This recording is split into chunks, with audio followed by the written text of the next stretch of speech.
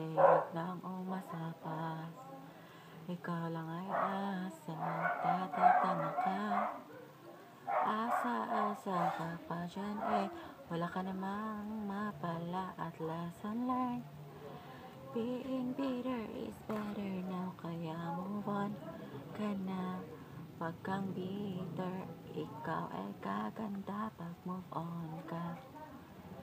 Isipin mo na lang na happy siya.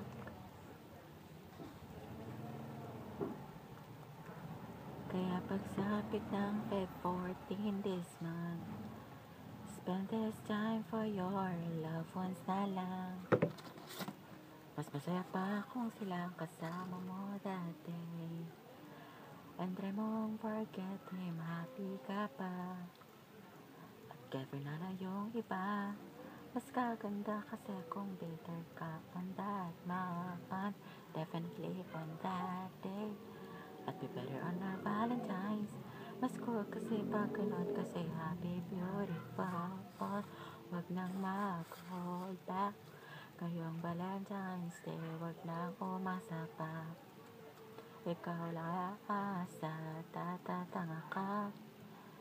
Asa-asa ka pa dyan wala ka namang mapala at lesson learned. Being bitter is better now, kaya move on ka na. Wag kang bitter, ikaw ay gaganda pag move on ka.